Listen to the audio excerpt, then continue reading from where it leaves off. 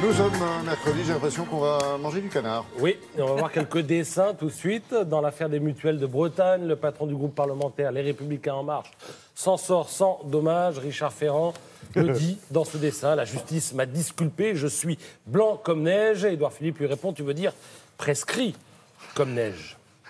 L'affaire Harvey Weinstein inspire aussi les dessinateurs. Regardez à gauche ce Wozniak.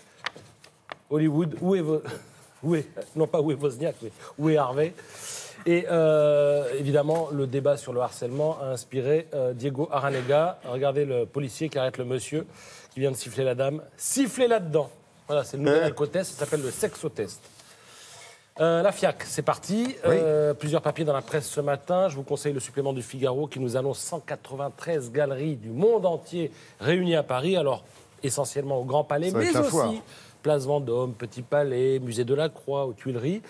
Nous avons donc quelques jours, jusqu'à dimanche en tout cas, pour nous étonner, voire nous scandaliser, parce que ça sert aussi à ça, la FIAC. Et l'histoire de l'art étant parsemée de scandales, je vous conseille la lecture de ce numéro de Beaux-Arts, où il est question de 40 histoires d'art stupéfiantes. C'est à découvrir ou à redécouvrir. Alors, rappelez-vous, il n'y était pas, mais février 1869, Édouard Manet reçoit un courrier du ministère de l'Intérieur. À l'époque, c'est Napoléon III qui est au pouvoir. Les autorités savent qu'il prépare, avec le concours d'un imprimeur, une estampe tirée de sa composition, l'exécution de Maximilien. Le tableau, le voici.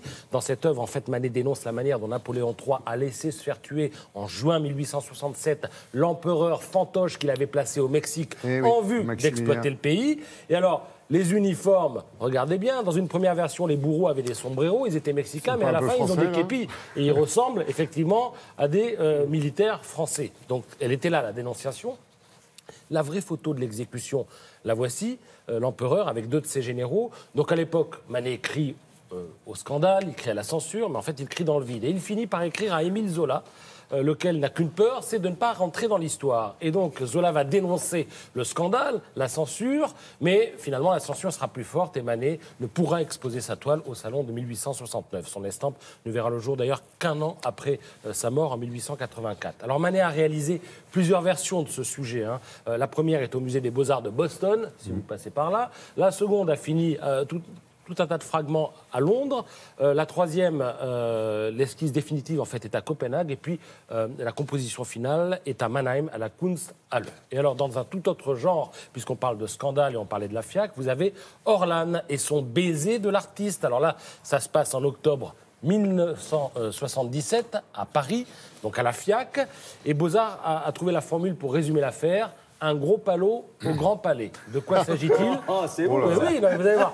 L'artiste était adossé à un poteau métallique.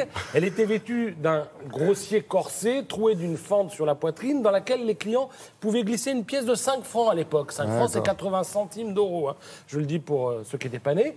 Et ce qui leur donne le droit à l'époque d'embrasser, je cite Beaux-Arts, goulûment avec la langue, la performeuse, donc Orlan, a voulu à l'époque inviter à réfléchir sur la position de l'artiste dans la société, sur la place de la femme, etc., etc.